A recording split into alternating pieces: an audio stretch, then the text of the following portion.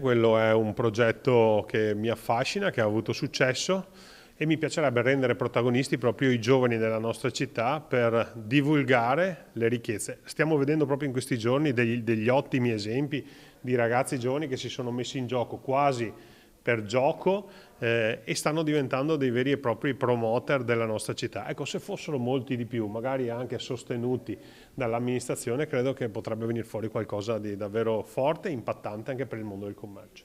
Nonostante alcune botteghe storiche resistano con grande passione e volontà, il commercio di prossimità è in crisi e per far riaccendere le vetrine il sindaco Mario Conte pensa ad ingaggiare dei giovani influencer sul modello dei content creators che l'ex presidente del Veneto Luca Zaia aveva ingaggiato per promuovere il Veneto.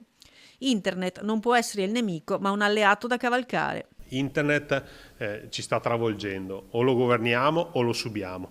Fino ad oggi devo dire che forse in parte lo abbiamo subito, però siamo ancora in tempo per cominciare ad adeguare quelle che sono le nostre proposte con dei nuovi strumenti. Penso ai social network, penso a tutta quella forza dirompente che i giovani attraverso i social network possono mettere in campo per promuovere le bellezze e le opportunità commerciali della nostra città. L'idea è venuta vedendo un gruppo di giovanissimi sui social che vagano per la città assaggiando le migliori specialità della gastronomia trevigiana, ma potrebbe essere il cavallo vincente per un rilancio in grande stile, avvicinando proprio i giovani alle storie del passato. Credo che sia un modo anche per portare la comunicazione di ciò che fa città come le nostre attività.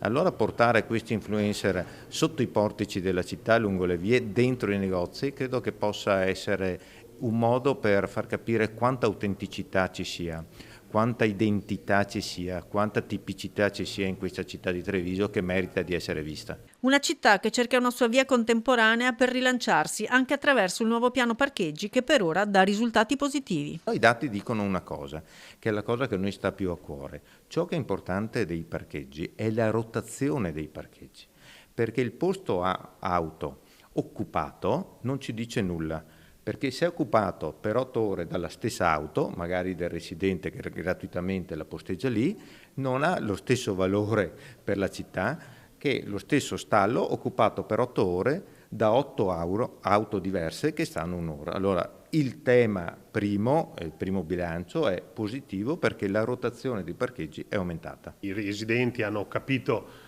la bontà dell'iniziativa e hanno spostato le loro macchine fuori dal centro in modo tale che coloro che venivano in città per godere delle bellezze o per fare degli acquisti hanno anche trovato facilmente dei parcheggi. Questo però significa che la direzione che abbiamo preso è quella giusta,